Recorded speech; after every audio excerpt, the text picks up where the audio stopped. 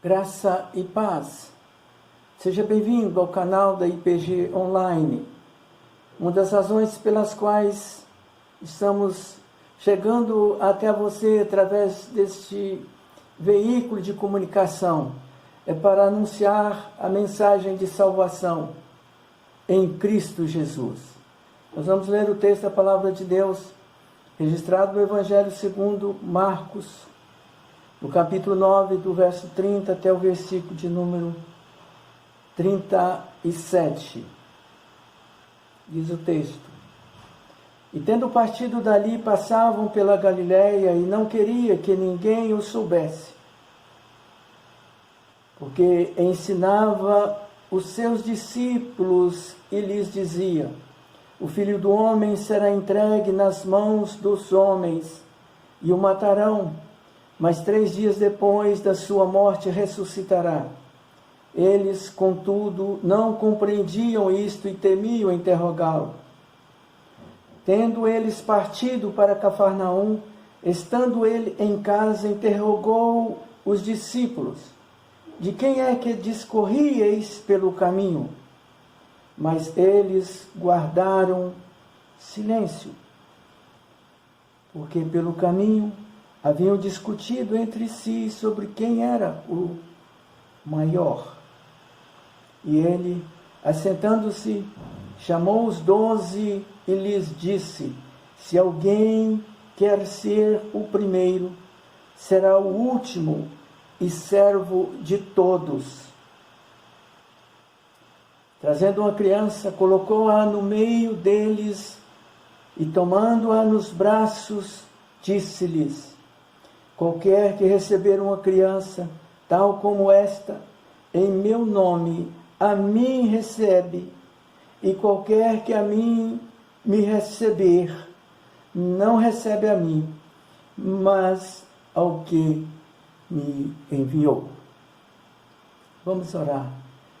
Deus, Senhor nosso, Todo-Poderoso, que não nos deixastes na ignorância da Tua vontade, mas nos deste a Tua santa palavra para ser uma tocha resplandecente para os nossos pés e uma luz para os nossos caminhos. Aceita, nós te rogamos, nossas ações de graças por esta revelação, e habilita-nos pelo Teu Espírito Santo a compreendê-la e a executá-la em nome de Cristo. Amém. Queridos, você que nos assiste pelo YouTube, siga o canal e ative o sininho de notificações. E quem está online pelo Facebook, não deixe de curtir a página e compartilhar o vídeo. Assim conseguimos divulgar a palavra de Deus para mais pessoas. Nós vamos cantar ao Senhor.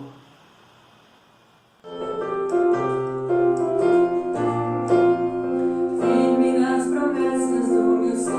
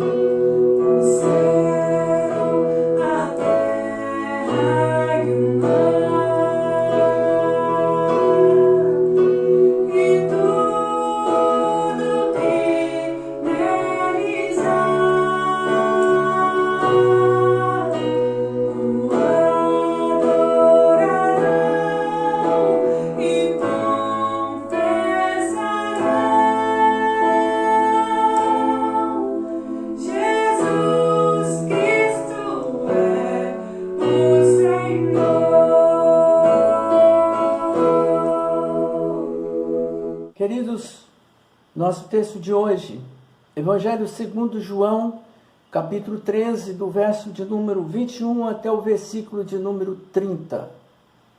Diz assim as Escrituras: Dita estas coisas, angustiou-se Jesus em espírito e afirmou: em verdade vos digo que um dentre vós me trairá.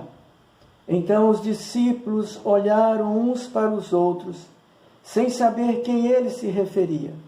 Ora, ali estava conchegado a Jesus um dos seus discípulos, a quem ele amava.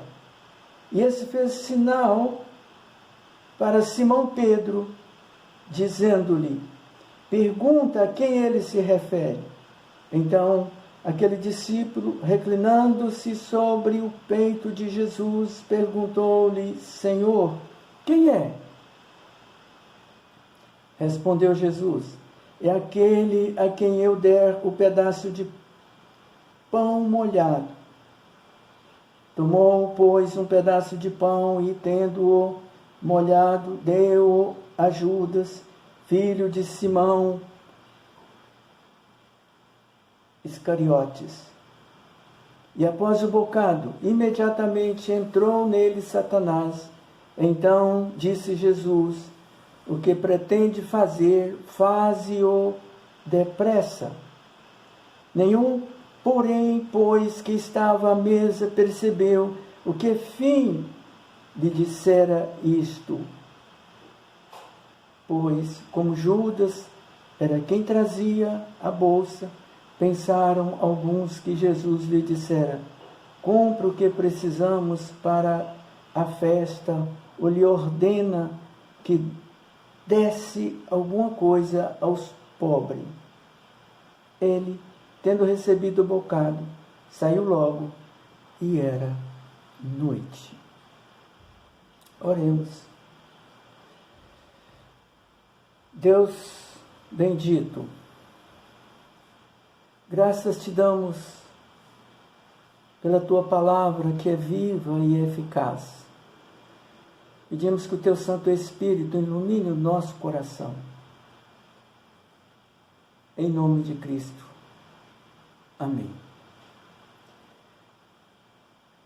Queridos, a minha proposta à luz desse texto é: não pode me seguir agora. Registrado aqui no capítulo 13, do verso 21 até o versículo de número 30. Uma vez que olhamos para o Evangelho de João, Jesus tinha acabado de lavar os pés dos discípulos. A maior pessoa do universo acabara de desempenhar o papel de serva. E então ele disse no verso de número 15 e 16 deste capítulo: porque eu vou e porque eu dei o exemplo, para que como eu vos fiz, façais vós também. Em verdade vos digo que o servo não é maior do que o seu senhor, e nem o enviado maior do que aquele que o enviou.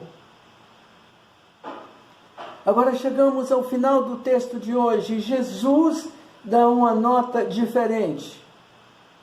Sim, não.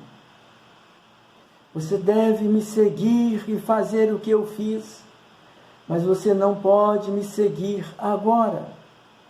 Verso de número 36, diz o versículo: para onde eu vou, não me pode seguir agora.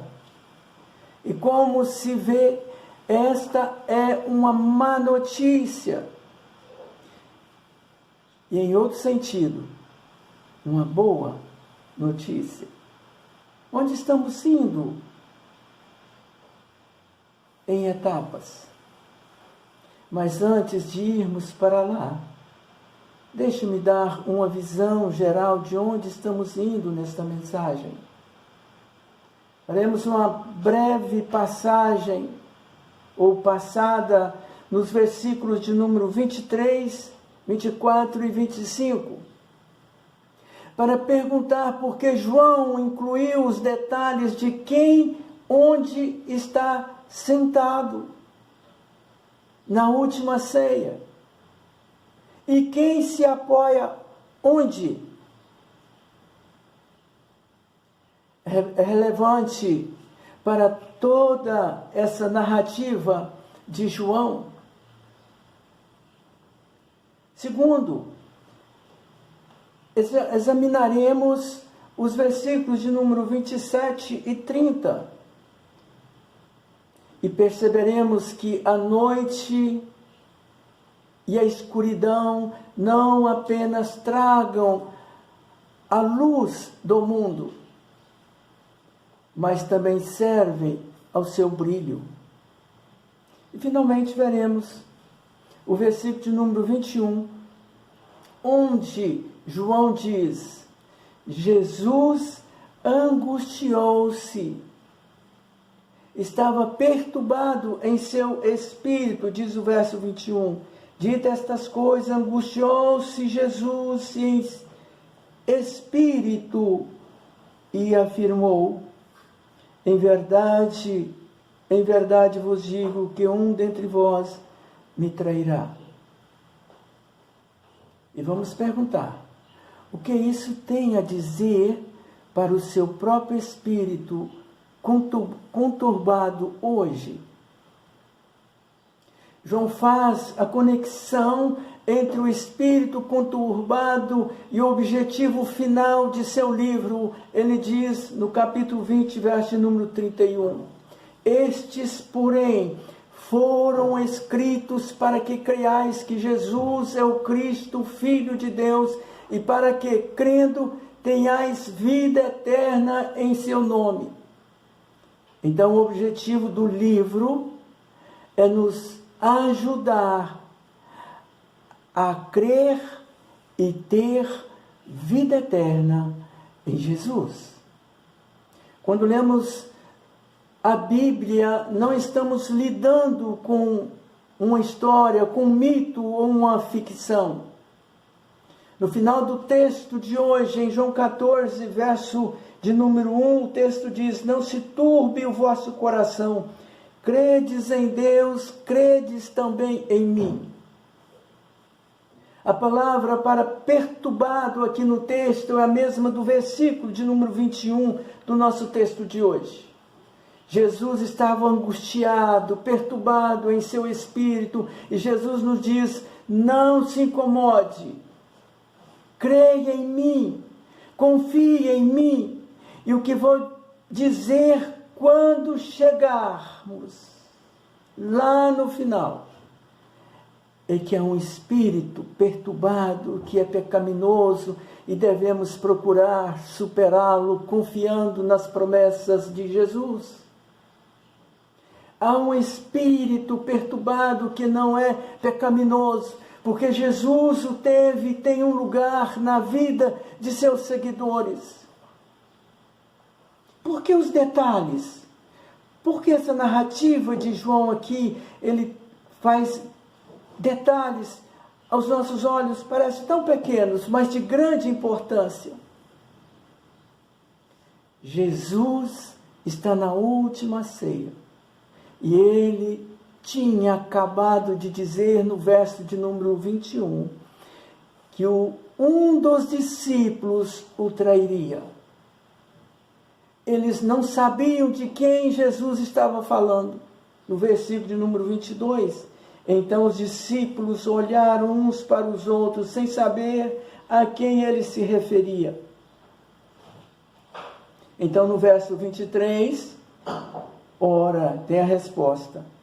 Ora, ali estava aconchegado a Jesus um dos seus discípulos, aquele a quem ele amava. Observe os detalhes. Os discípulos e Jesus estão deitados no chão ao redor da mesa, tipicamente apoiados em seu cotovelo esquerdo com uma almofada, comendo com a mão direita. O discípulo a quem Jesus amava evidencia e sugere que é João, aqui no texto. Está ao lado de Jesus, talvez à sua direita. Estou imaginando, caminhe comigo nessa direção.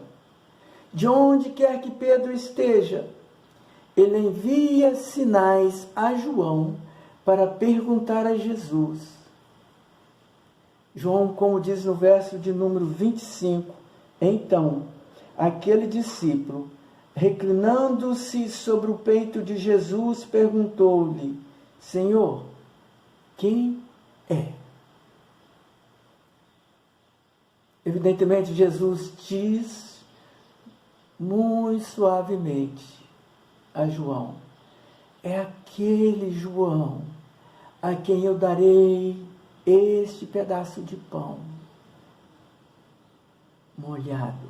Verso de número 26, respondeu Jesus: é aquele a quem eu der o pedaço de pão molhado. Eu estou supondo que ele disse isso suavemente, porque os outros discípulos não sabem o que ele disse. Porque quando Judas saiu, eles não sabem porque ele está saindo. O que esses detalhes dizem para nós? O que eles dizem é que essas coisas são o testemunho de uma testemunha ocular. E aqui o narrador é João. O discípulo amado escreveu este livro. Nós sabemos disso por causa que ele diz no capítulo 21, versículo de número 24. Referindo-se ao discípulo a quem Jesus amava, no versículo de número 20. Este é o discípulo que dá testemunho destas coisas e que as escreveu. Ou seja, a razão pela qual o autor se chama discípulo a quem Jesus amou. Não é porque Jesus não amou os outros, conforme o versículo de número 1, do capítulo 13, ora antes da Páscoa, sabendo Jesus que era chegada a sua hora de passar deste mundo para o Pai, tendo amado seus discípulos, no mundo, amou-os até o final. Mas, para deixar claro que o papel íntimo e pessoal ele tinha, de modo que o seu testemunho ocular seria visto pelos que é. E João quer que saibamos, quando lemos esses detalhes, eu estava lá. Eu sei que estou falando. Essas coisas realmente aconteceram. Nós não estamos lidando aqui com mito ou com ficção. Aquele que viu isso, deu testemunho. Seu testemunho é verdadeiro. Deixe essa bandeira voar sobre o seu coração ao ler este evangelho e ouvir esta mensagem. Porque Jesus diz: se você não pode me seguir agora, por que vós não podeis me seguir?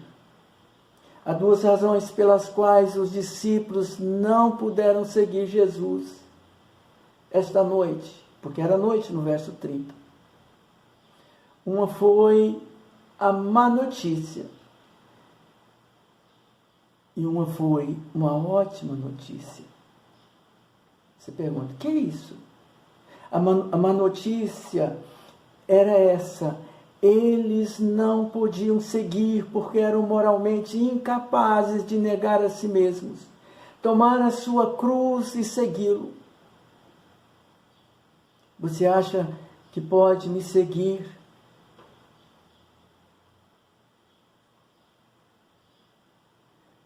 você nem vai conseguir passar a noite.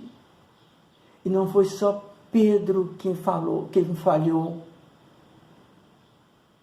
Todos eles falharam. No capítulo 16, verso 32, eis que vem a hora e já é chegada, quando fores dispersos, cada um para o seu lar, e me deixará só. Essa é a má notícia. Eles não estavam prontos para fazer os sacrifícios necessários para seguir o Messias crucificado. Eles precisavam de um poder maior do Espírito Santo. Mas havia outra razão pela qual eles não poderiam ou puderam seguir a Jesus naquela noite. Isso foi uma boa notícia. Jesus estava prestes a fazer o que só ele poderia fazer. E o que ele faria é morrer não como um exemplo para inspirá-los, mas como um substituto para salvá-los.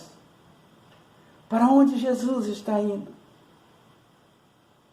Podemos ver isso se continuarmos lendo o capítulo de número 14, a parte B e o versículo de número 6. Está indo que eles não podem seguir. Ou seja, ele está indo para um local que os seus discípulos não podem segui-lo. Eu vou preparar um lugar para vós. E vocês sabem o caminho para onde eu estou indo. Verso de número 2 e 3 e 4, até o verso de número 6 do capítulo 14. Tomé disse: Senhor, nós não sabemos para onde vais. Ou seja, Senhor, nós não sabemos para onde o Senhor está indo. Como poderíamos saber o caminho? Jesus disse: eu sou o caminho, a verdade e a vida. Ninguém vem ao Pai senão por mim. Ou seja, nós não vamos para o céu, nós não vamos para o Pai ao lado de Jesus, ajudando-o, ou atrás de Jesus, imitando-o. Nós vamos ao Pai através de Jesus, dependendo dele. Para onde eu vou esta noite, vocês não podem me seguir. Eu vou morrer por vocês e assim tornar-me o caminho para Deus. Só eu posso fazer isso. Este é o meu trabalho. E é um trabalho sozinho. Seguiremos Jesus ao Pai porque Ele fez o caminho. Ele pagou pelos nossos pecados. Mas você seguirá depois.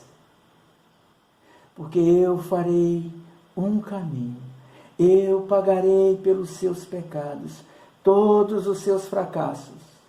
Então você virá através de mim, confiando em mim. Ninguém vem ao Pai senão por mim. É o que estou fazendo esta noite. Eu estou fazendo um caminho para os pecadores virem ao Pai. E só eu posso fazer isso. Vocês não podem me seguir agora. Isso é uma ótima notícia para nós. Verso de número 30. Ele, tendo recebido o bocado, saiu logo e era noite. A escuridão engole e serve à luz. Eu não acho que a referência à noite no verso 30 seja apenas para dizer que a hora do dia é. Agora, ninguém na mesa sabia por que ele disse isso. Alguns achavam que porque Judas tinha a bolsa de dinheiro, está no texto. Jesus estava lhe dizendo: compre o que precisamos para a festa, ou que ele deveria dar alguma coisa para os pobres. Esse era o olhar dos discípulos. Então, depois de receber o pedaço de pão, ele saiu imediatamente. E era noite. Este evangelho começou com as palavras triunfantes de João no capítulo 1, verso número 5, que ele diz: a luz brilha nas trevas, e as trevas não prevalecerão contra ela. E Jesus diz em João capítulo 9, verso 4, devemos trabalhar as obras daquele que me enviou enquanto é dia, a noite vem. A noite está chegando quando ninguém pode trabalhar. Havia um trabalho que eles podiam fazer juntos enquanto era dia, e eles fizeram por 3 anos junto com Jesus. Jesus completou esse trabalho, e agora a noite chegou. Ninguém, a não ser Jesus, pode fazer este trabalho. As fronteiras definidas por Deus estão, eu estou saindo. Eu vou quebrar as correntes da morte. Eu vou dissipar a escuridão e anularemos o poder de Satanás. E meu trabalho de redentor será concluído. Todos os pecados do meu povo serão pagos. Toda a ira do meu Pai contra os seus eleitos ficará satisfeita. O julgamento e a condenação da minha igreja terminarão, e um impecável e lindo manto de justiça será completado para a minha noiva. Versos de número 18 e 19. Não falo a respeito de todos vós, pois eu conheço aquele que escolhi, e antes, para que se cumpra a Escritura.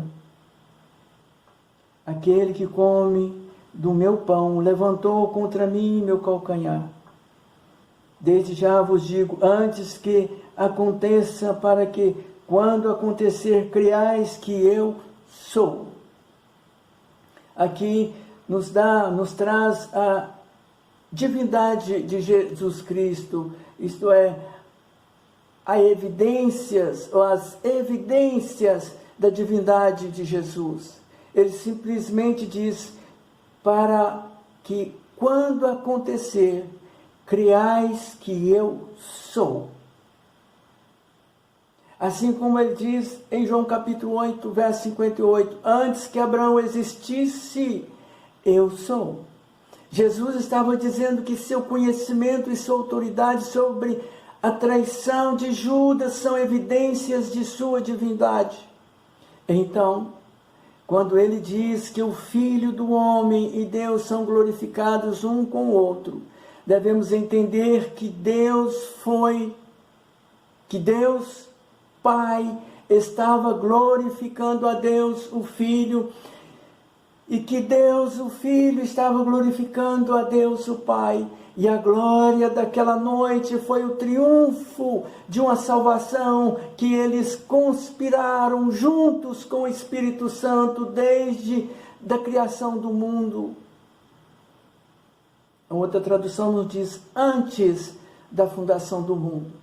E ainda, apesar de toda aquela autoridade, presciência e toda aquela glória, Jesus estava conturbado em seu espírito, diz o texto. Cada um de nós, queridos, tem um espírito perturbado de tempos em tempos. A palavra significa agitado ou inquieto, ou não pacífico. A razão pela qual muda da agitação de Jesus para a nossa agitação é que João faz esse movimento no parágrafo seguinte do capítulo 14, do verso 1. Não se turbe o vosso coração. Palavra igual a que está no verso de número 21 do texto de hoje. Acreditem em Deus, crê em Deus, crê também em mim. Assim, em João 13, 21, Jesus está perturbado em espírito. E em João 14, verso 1, ele nos diz para não ficarmos perturbados, mas para crermos nele. Então aqui está a principal coisa que quero lhes dar.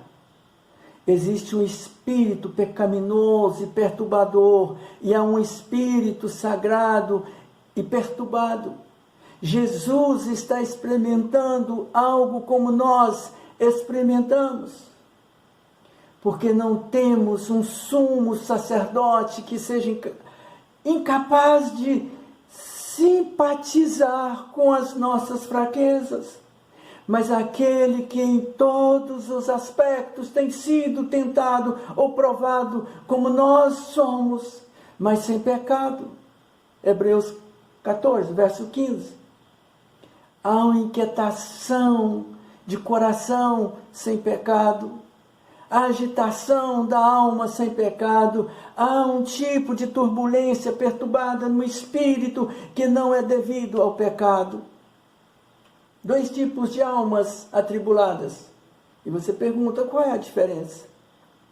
Vou mencionar o que eu penso, qual a diferença é. A diferença está no texto. A alma pecaminosa e perturbada é devido à incredulidade. Isso é o que João diz no capítulo 14, verso 1. Não se turbe o vosso coração, credes em Deus, credes também em mim. Mas a alma santa e perturbada é devido ao amor. Jesus não está apenas preocupado com a perspectiva de sua própria agonia. Isso acontece com a certeza no Getsêmani, quando ele transpira sangue.